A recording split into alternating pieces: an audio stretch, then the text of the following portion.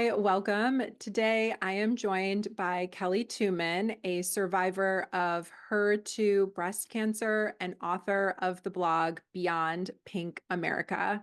Kelly and I met when she sought guidance and treatment shortly after her HER2 diagnosis. Thank you, Kelly, so much for joining me here today. I'm really excited to have you share your healing process with us. So great to be here. And you were such an integral part of my healing, Mallory. So thank you for having me. You are welcome.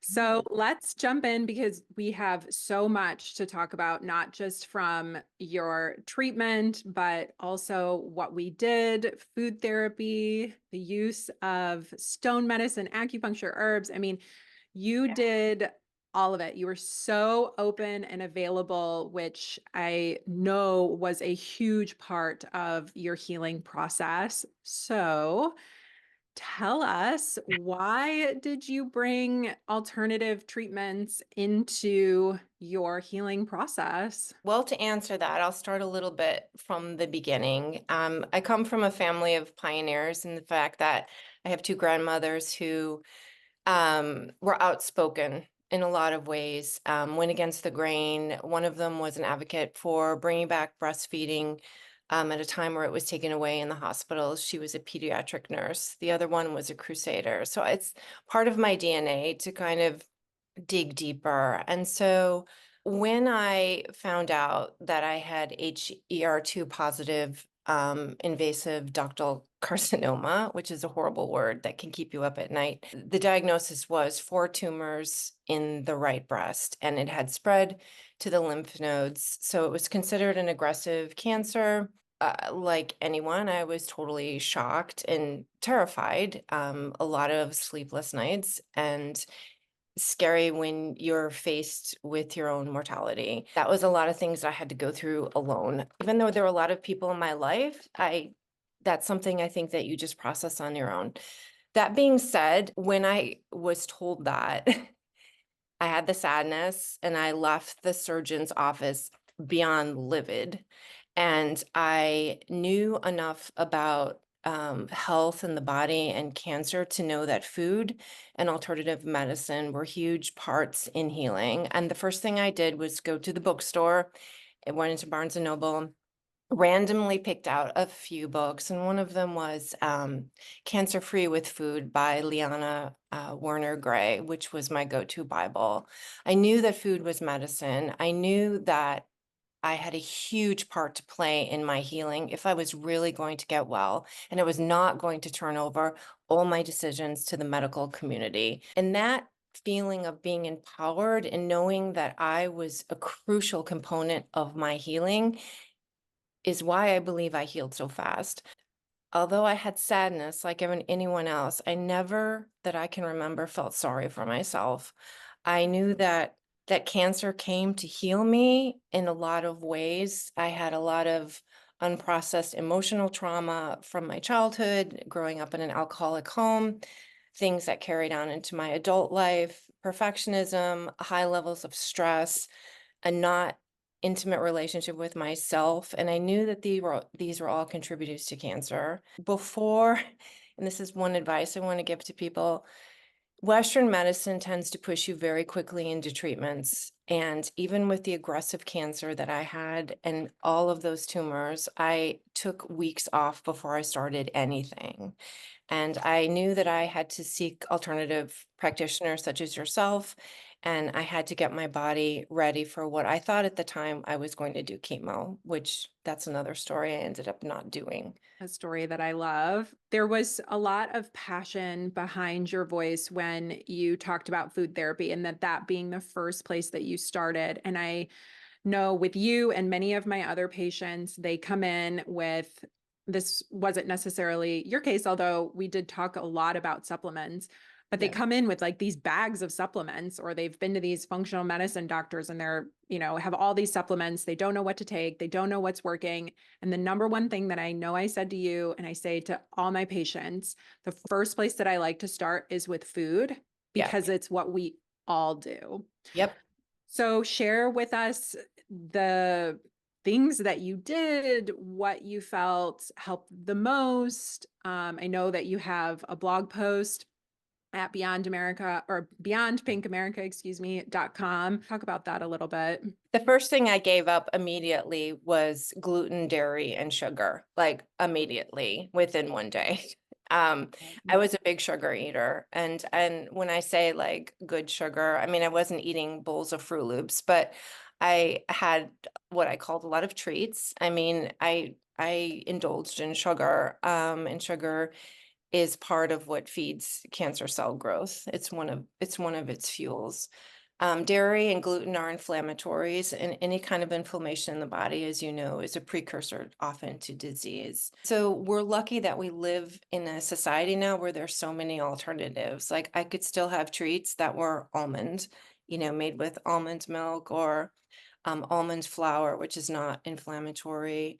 Like I said, cancer-free with food was a huge eye opener in terms of like cacao powder and cruciferous vegetables, which attacks cancer stem cells, which are the root of all cancer, which is what chemotherapy doesn't always get to. And I know one of my most important parts of working with you, Mallory, is that we talked a lot about building an army and building an army, a strong army in the body that fueled the immune system. And I know I met with you once a week and sometimes twice. And when I was going through those initial first 5, 6 months, you helped me a lot to build immune system. You have to keep your immune system strong. And even more importantly, if you're taking chemotherapy. And I met with a woman who has really serious cancer. And I said, what are you doing to eat well? Well, my doctor gives me some kind of like stimulant for how I don't even know what she was talking about, but nothing to do with food. Nothing. When you and I first started working together, one of the things that I really encouraged you to do was to not eat raw Right. and or to eat a very minimal amount of raw. There's this notion Yeah. in any sort of disease that part of the therapy is to eat raw, to go vegan, and that is not what our body thrives off of. Putting in cold, damp foods that are not quote unquote pre-digested, like cooked foods, really put more stress on the system than anything else in regards to what we're taking in. And so advising you to eat warm cooked foods like soups and broths, and even if you wanted something raw, to just warm it up a little bit, Wow. like steam it, break it down, because you are in such a weakened state when we're sick. Even if Yeah. we have colds and flus, it's like, think about it. Are you going to want something raw? No, probably not. You want like a warm chicken soup. And the type of treatments and the state that your immune system was in, it needs help. It It needs did. assistance. And Yeah. even the simplest thing of cooking your food down and eating kind of bland and not throwing in a lot of components and spices and very mixed meals is really helpful. And then I remember you're doing that for quite some time and the season changed. Yes. And you said, I just really want salads. Can I have a salad? And I said, yes, the seasons are changing. It's getting warmer outside. So when you eat in accordance with the seasons, warm foods in the winter, in the cooler months, and then more raw foods or a moderate amount of raw foods when it's warmer outside, that helps to cool the body down too. And you were thrilled about that because Yeah. intuitively, and that was another thing with really great thing working with you was your intuition.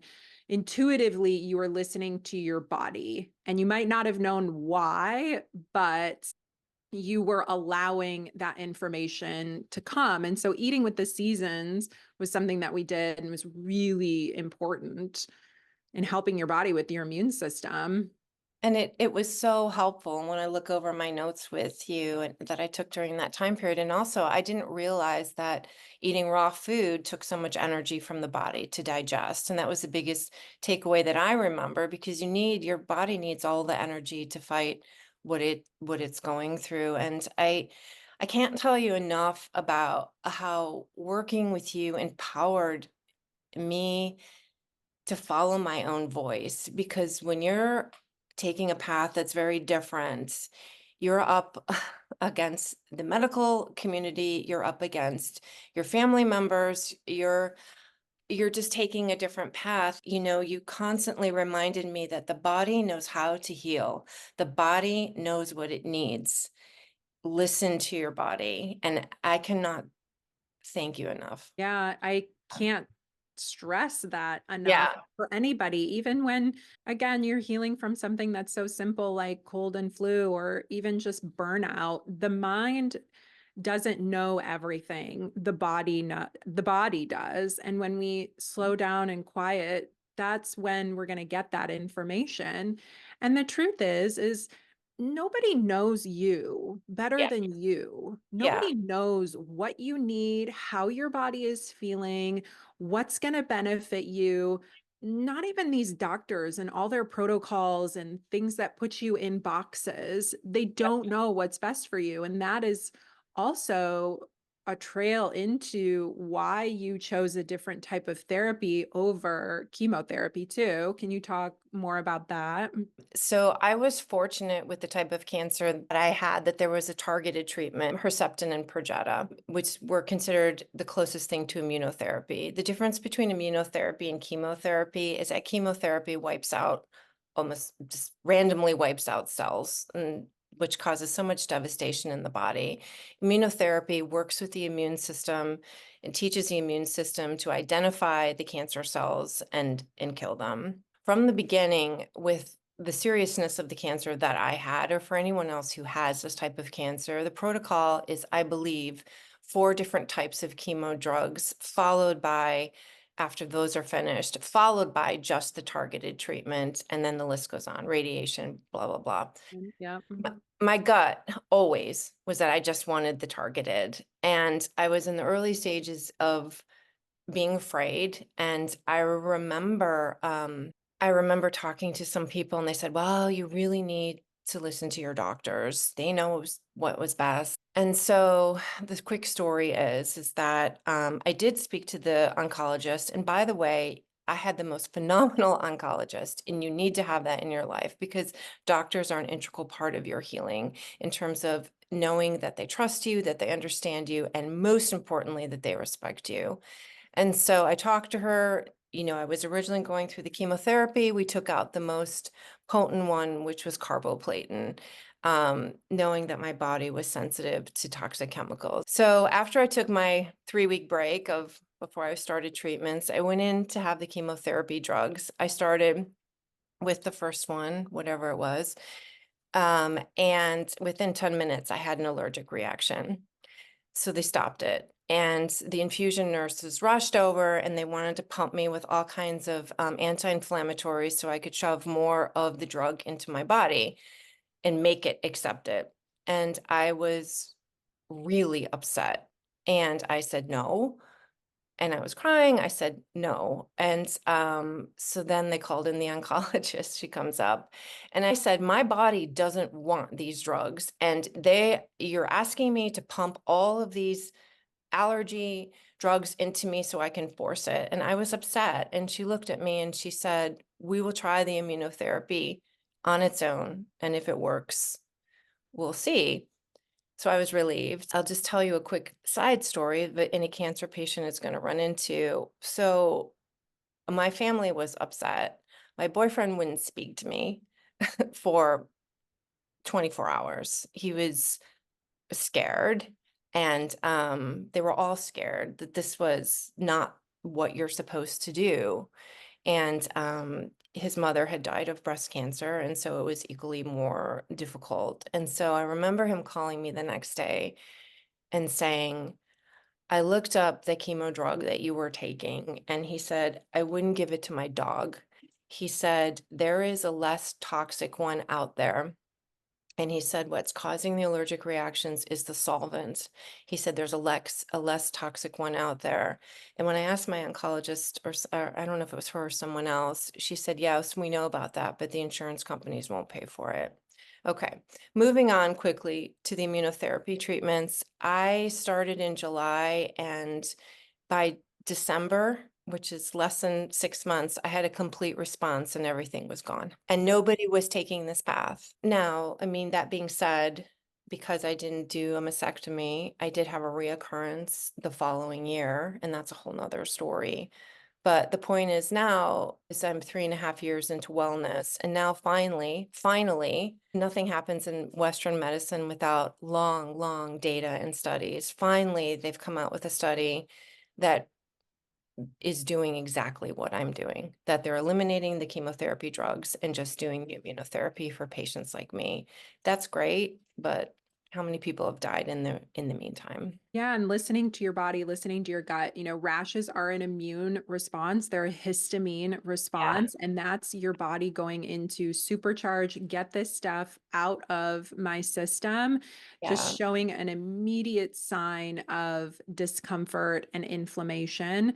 And when we force the body to do something that it doesn't want to do, it's going to push back until it can't and then becomes weakened, which then is going to start another pathology, which is then going to weaken your immune system even more and cause your army that we were trying to build, that we were wanting to build, to be depleted, because you have an internal army and you have an external army. And that internal army is your immune system. That external army comes from everything that you do, that you eat, that you drink, how you sleep, your lifestyle, your stress.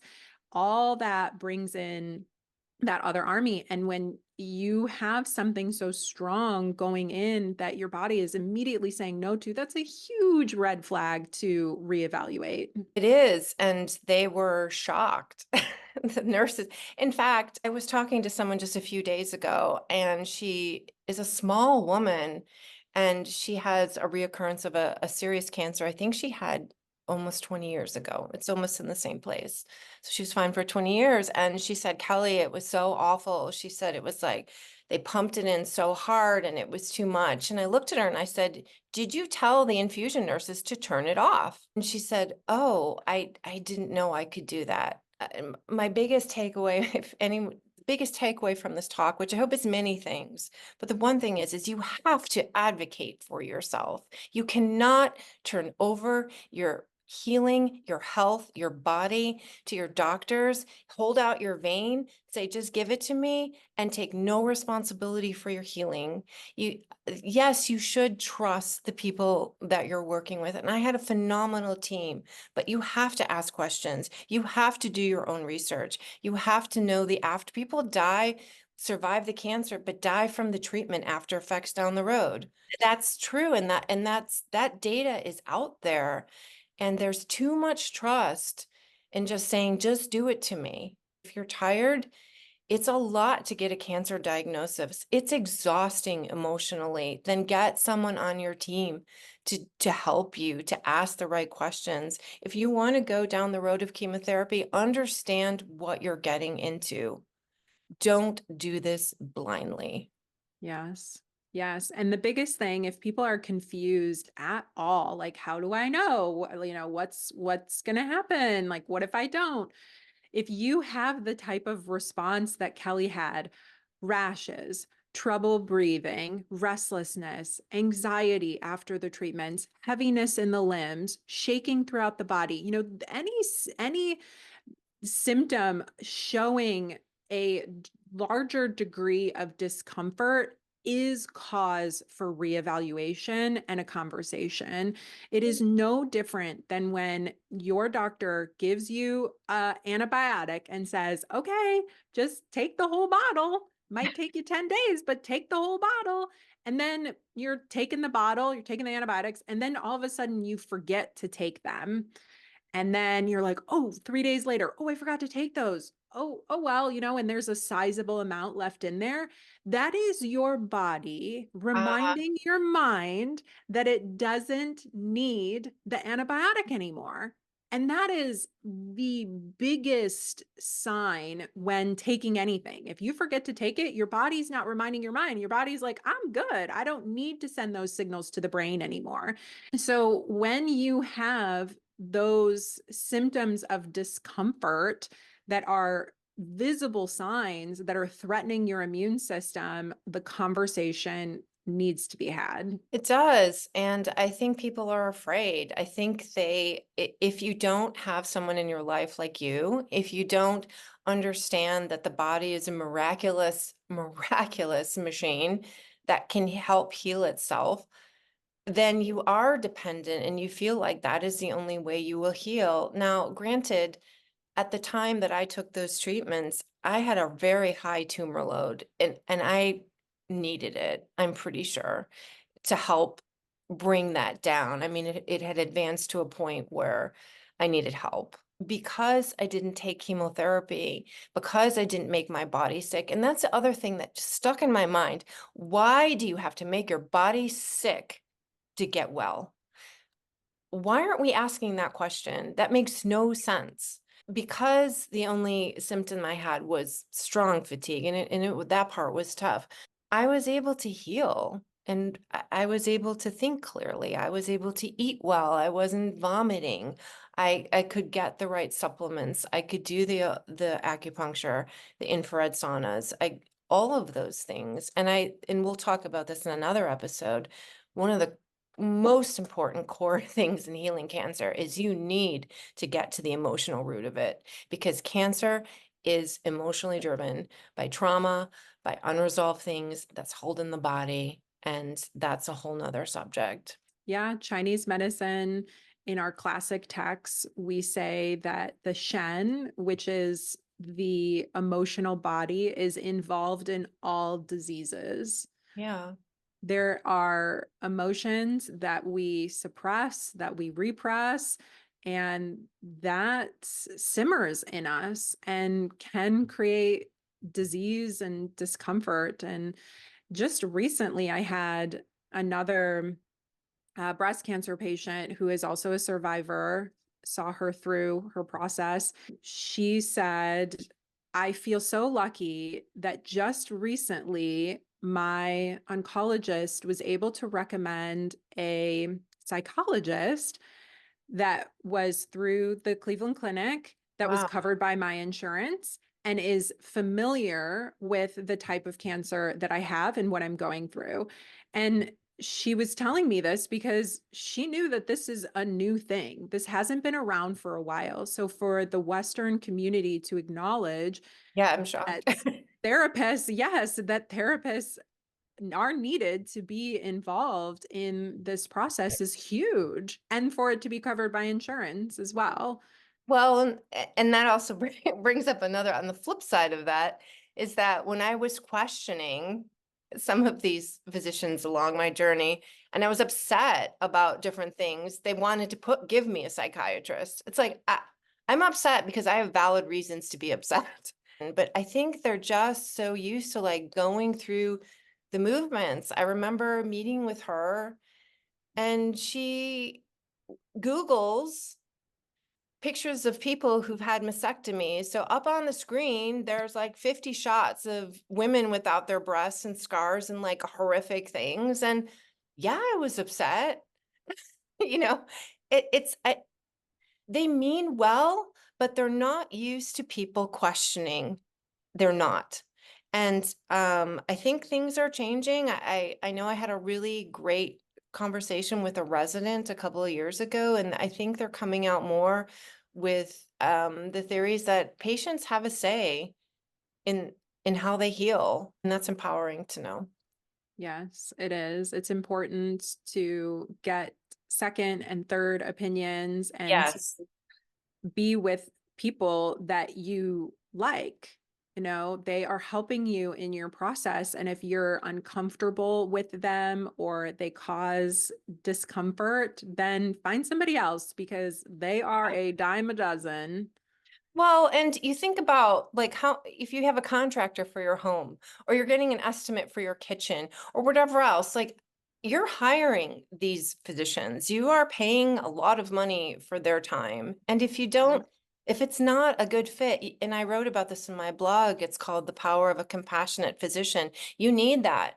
You have to have that in your journey. It's an integral part of your healing. Yes. I was very blessed. I had all the way across, I had wonderful people at the Cleveland Clinic. But I don't think that was an accident. I think that life puts you in touch with the right people. And there was, I believe this was something I was going to go through. And I definitely had a lot of help and guidance in getting to the right people to heal. Yes, absolutely. I know that people listening are going to want to hear the rest of your story. So you alluded to it a little bit, going through the immunotherapy for 6 months and then being cancer free. So then tell us how the rest of your healing process went. Well, so there were a couple of things. I was rereading my notes. So I ended my immunotherapy once I found I was cancer free in December, just 5.5 months after I had 4 tumors in stage 3. I was supposed to continue the immunotherapy treatments for a while, for a long time. It was very long. And my gut was like, I'm not doing that. So I did it to a certain amount of time where I felt comfortable. I did not, and this is a core part also, I did not have a mastectomy. And that was like a big deal that you didn't do that. But it was my gut at the time, and I followed it. And because I had a complete response to the treatment, meaning all the tumors were gone, I thought I was going to be okay. So there are a couple factors that I think contributed to the reoccurrence. And in fact, I'll never know the answer. So one of them was that I took on a tremendous amount of stress by taking a job across the country, moving, and working as a private educator for a family. It was a stressful job in a lot of ways. It brought up some emotional stuff from my childhood. I was put in a situation that was reminiscent of things that I had lived through before. And it just was a combination of probably a lot of different factors. And maybe it was just never really gone. When I came back, so that would have been the fall, a year later, they found that the cancer had returned. And I remember I was like shamed by one of the doctors who did the biopsy. She's like, why didn't you do this? Why didn't you do that? And I mean, that was so unnecessary. So they knew there was cancer, but they didn't know how much. So this, I'll try to make the story quick, but it's important. That second round, I think, happened for a reason because it really put me in touch with the theme faith over fear. Because this time, according to the scans, my body was not responding to the Herceptin and Perjeta. It didn't make any sense. The scans are saying one thing, but the breast was, I could feel the difference. The oncologist could feel the difference, but the scans were showing no difference. So my case went up between a tumor board. I had like all these people saying, you've got to take this taken off. You've got to have your breast taken off.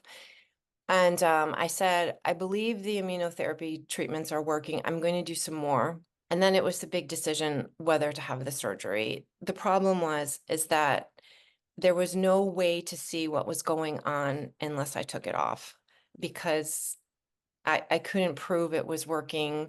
The scans showed it wasn't. So that was a decision that was a tough one to make. But for the first time in my life, this is an important part of my story, I understood how it felt to feel powerless.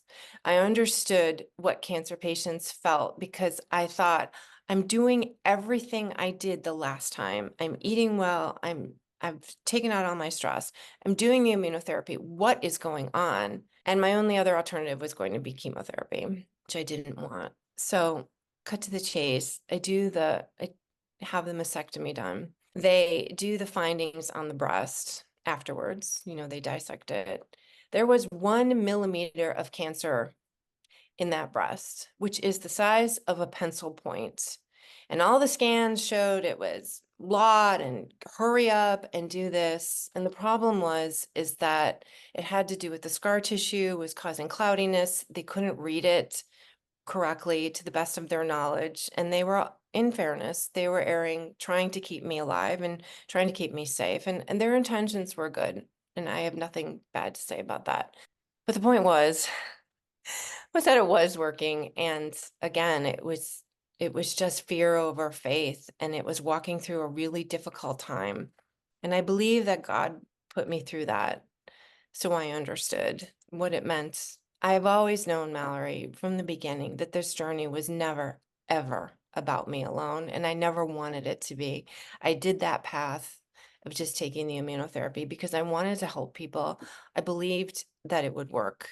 At that point in your process, it is process of deep trust and knowing in your body. And when we are up against something that isn't showing the data, Right. where the chances of it coming back even worse are high, Yeah. then we do the things that we feel are best for us. And that's the best that we can do. And my question for you is, going through that experience alone in itself, looking back on it, what did you learn? That you must always trust your gut. And it's very difficult when you are faced with so much fear around you, the people around you. I remember this, one of the doctors, it was a slew of them. She said, "You need to take care of this right now." Like, and I know they're coming from the right place. I do. But I knew that I needed to do something differently. I needed to continue those treatments. I needed to get that cancer down so the surgery would be easier, because it's always easier if they can get it down smaller. You don't, when you're cutting off your breast, you don't want to have a huge tumor in there, right? Because the risk of error is too high. You don't want them nicking it or anything else. So I knew I had to continue to get that down small. I did believe it was working. So what I learned was, what's coming to me in my head is, you have to fight. And and when I say that, I see a lot of people saying F cancer and this ugliness, and I hate this and look, you're still talking about a piece of your body. Your body created the cancer. Treating it with hate, treating your body with hate, talking to it like that is not compassionate healing. When I say fight, I mean fight in terms of your beliefs, your ideals, your soul. What you know is true for you. Yes. Yeah, what you know is true for you. And I'll say this again, it is not easy. And people say, "Oh, you're so brave."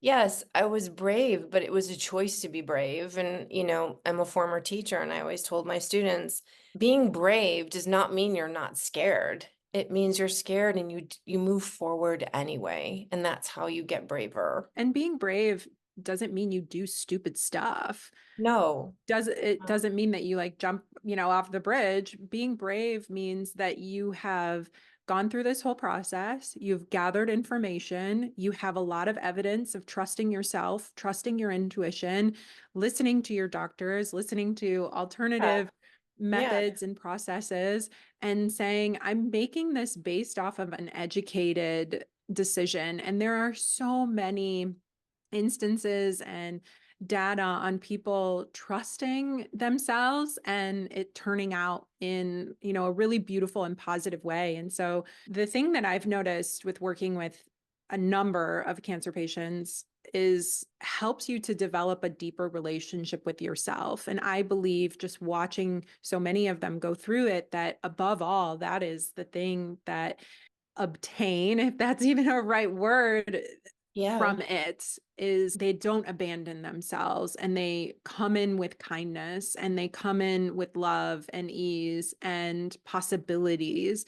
Because when there is anger behind disease, it's just what you said, it's just going to continue to feed the disease. It is, and I read a quote, I think it was from Dr. Will Cole, who is I think he's an integrative doctor through the clinic, and he said you cannot heal a body you hate, right? And so the most important part of the journey, and there's data on this too, is I always believed that I was going to I'm going to speak more about the first time around. I always believed that I was going to be okay.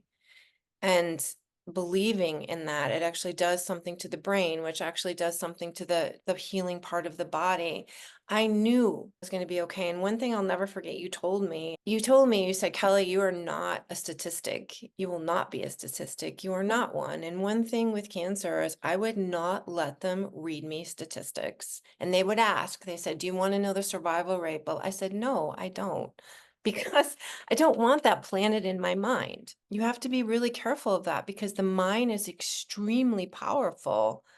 And I believed I would be okay. That's critical to anyone, I believe, who lives through cancer. And cancer is not, it's not a death sentence all the time. And I think what happens is people get that diagnosis and you immediately go into freeze mode.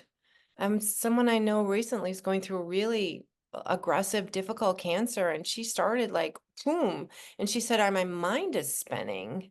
Yeah, and I advise when you get the news, Yeah, stop, take a right, break, right, integrate it, slow right. down, take a nap, sleep on it. You don't have to make a decision No, within that day, within 24 hours, within 48 hours. You just don't, because the chances of things exploding, within 24 hours or even a week after your diagnosis yeah, are very minimal.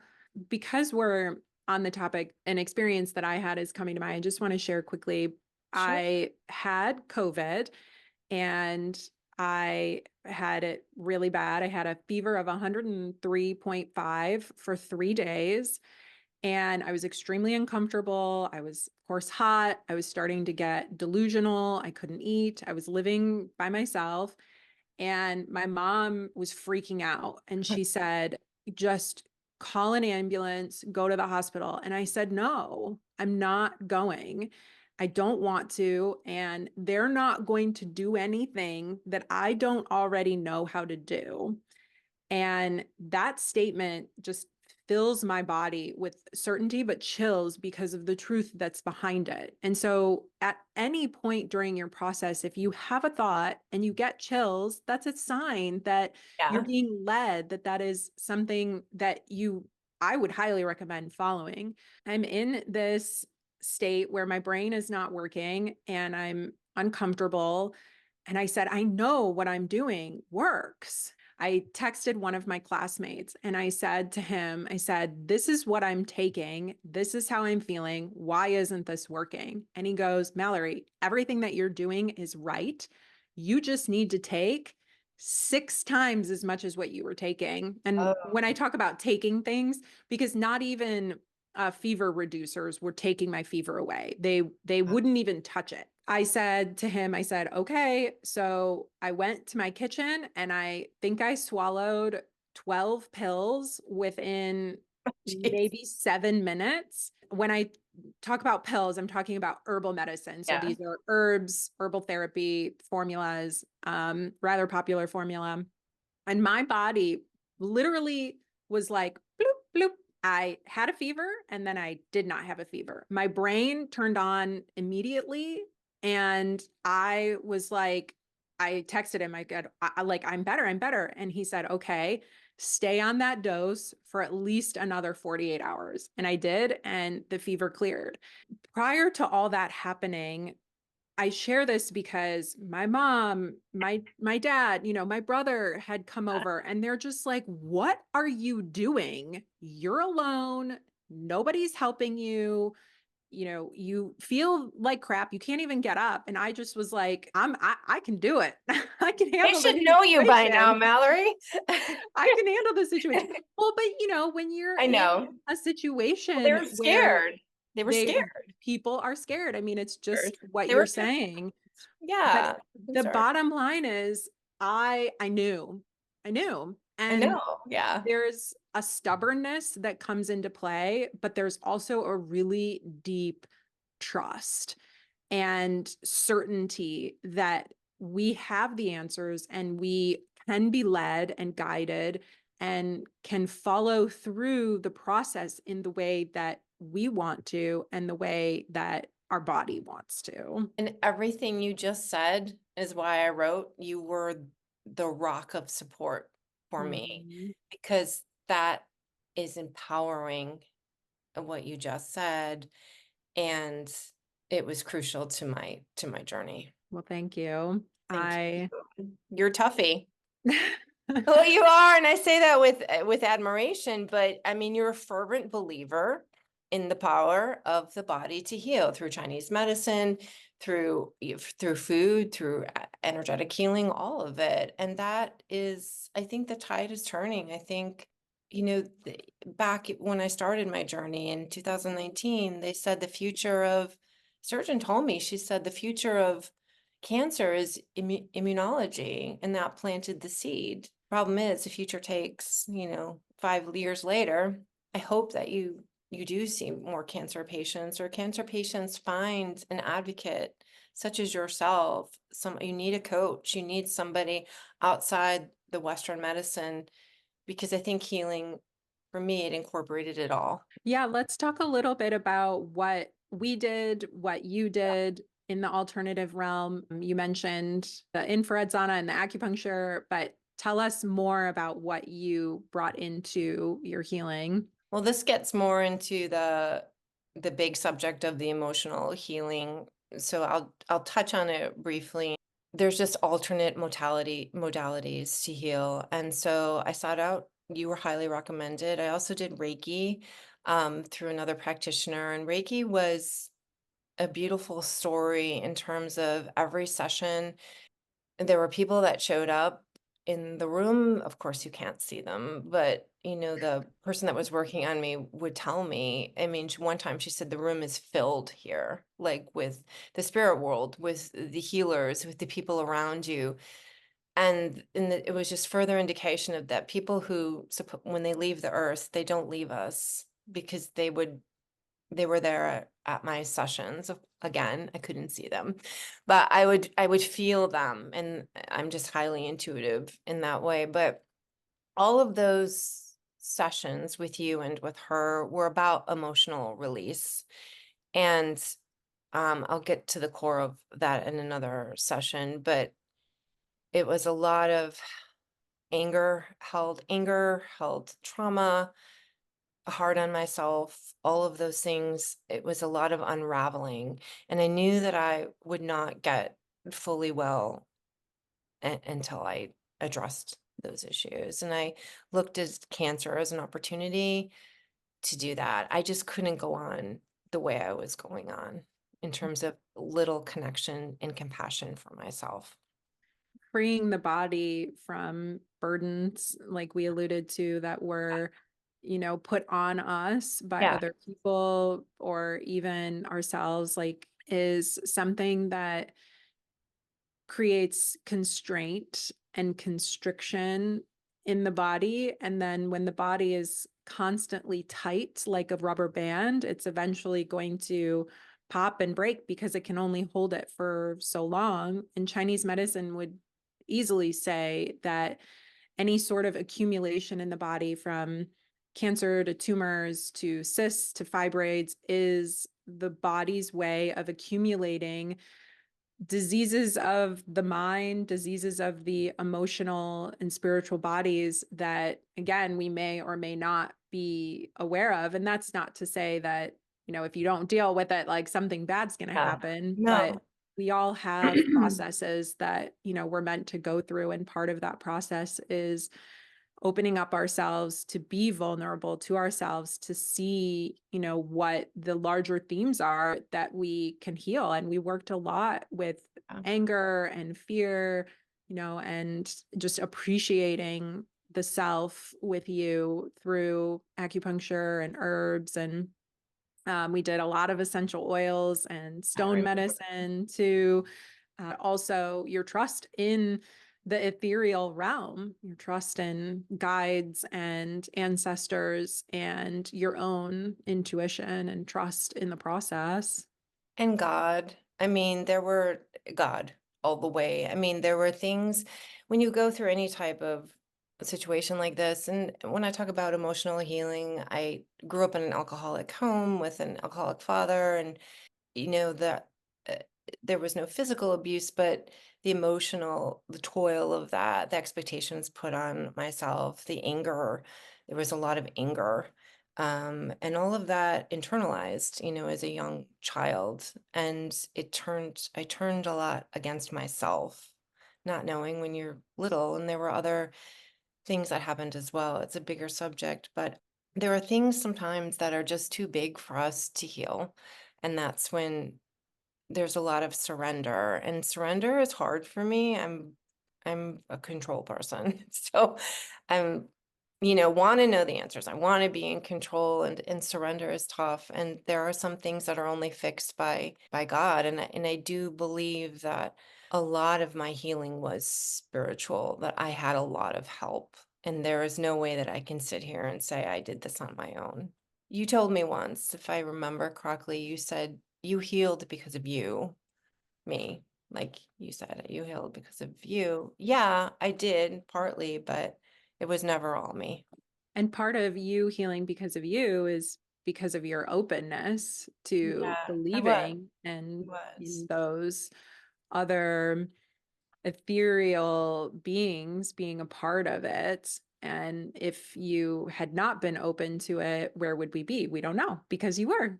And I don't so, know. I think my journey would have been, my journey is what my journey was. And when I think about how, like, I was talking to my mom yesterday, I said, how did I even know, like, about food and cancer? I said, and we were talking about it. And I remember now that even years, like 20 years ago, she was talking about macrobiotics and people who had healed from cancer with food. And also, she was talking about in World War II, the cancer rates were way down. And there were studies on that because people didn't have access to meat or sugar, in Holland. So I'm thinking, like, the seed was planted way back when, and we're always great guided in our paths if we ask for it. And this was all preparation for what I was going to go through. And my hope is that, I can be a voice for others, because the toughest thing in cancer care is, I see it too much, is people are very passive. And you can't be passive. It's your body, and there are decisions that cannot be easily undone. And that's why, like you said, Mallory, you have to take time before you make major decisions about treatments. Understand what you're getting into. and you on a scale of 0 to 10, you're a 12 as far as Aw, being the pioneer and, really standing your ground and being certain about the things that were best for you. And so people don't need to go all the way to the degree that you went to, but I mean, we've stressed this so much during this conversation. It's important just to listen to yourself and to advocate for yourself. You are definitely going to be back good. because we need to talk about the mental, emotional, and spiritual work that you did and the importance of unraveling that in our body. And from a Chinese medicine perspective, it is the emotions that are going to guide us towards health, and seeing them front on and healing them is a part of all disease process. So Kelly, it's been such a pleasure to have you. Before I let you go, and very educational to have you too, are there three things that you would leave someone who is just beginning or in the middle or even at the end of their cancer journey, whether it Yeah. be a similar type or just one that's completely different? Good question. Number one, trust yourself, trust your body, listen to yourself always. Number two, you can't eat everything you want. You can't, and you're not going to get that from your medical team. They're not trained in nutrition. It's not their fault. They're just not. They're trained in pathology. They're trained in pharmaceuticals, and that's what they're experts in. And if you're going to have to educate yourself, and we are in a time and place where there are so many resources. Chris Beats Cancer he's phenomenal. He's on Instagram, his books. There's so many resources out there for you to educate yourself.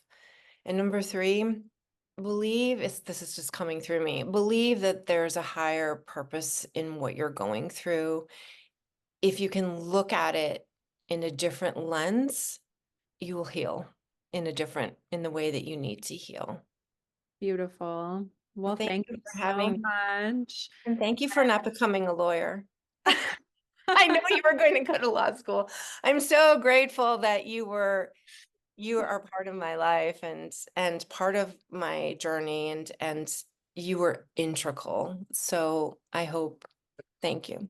Well, thank you. I mean, we are quite the pair because I knew Yeah. that I was going to take a stand in a number of issues, but I was guided to go into medicine instead. And I didn't know that I was going to take the stand in a completely different way. So we're quite the pair in that way. And one thing that, we didn't really mention, but you talked a lot about food. And I want to say that, supplements aren't Oh, food. I did take a slew of them, but I took the ones you recommended. I mean, Juice Plus was great. So Yeah. many supplements are made in a lab. They're not natural food products. And the process that we went through was like seasonal eating of you're feeling this way, take these supplements. When you take something, you want to know that it's working. You want to feel it in your body. You want to feel what it says that it's going to do on the bottle. And so I just want to stress to people that when we talk about food, we're actually talking about things that grow, things that you chop, things that you cook, things that you chew. Part of this process is minimizing what the body has to process Yeah. from a digestive standpoint, from an immune standpoint, from a lifestyle standpoint. And so less is more in these disease state processes and healing. And you also let me cheat, which was nice. Yes. So I got to do Your cookies. 80/20. I had some well, I had the healthy cookies and I was allowed to have one of my favorite bakery croissants, right? Yes. You said 80/20, and I think that's true, just a balance too about, and you also talked about how you take in food in terms of if you're eating this food and you're fearful about it, then that creates a different emotion in the body. And I want to end with this, and that is that the blog that I created was meant to be a guide, a map for people, for others who are going through this. And I hope there are posts there's lots of pictures, there's lots of information. And I did that for a purpose. And I took a hiatus from it for a couple of years, but I'm back. And I meant it to be a resource of healing. Great. Well, I will have a link to your Yeah. blog down Okay. below. And yes, healing in a way that is helpful and loving to your body, even if that includes having a healthy cookie every day. Kelly, thank you again so much for joining me. I'm so happy that you were willing to share your process with everybody who's listening, and she will be back. Yay. Thank you so much, Mallory.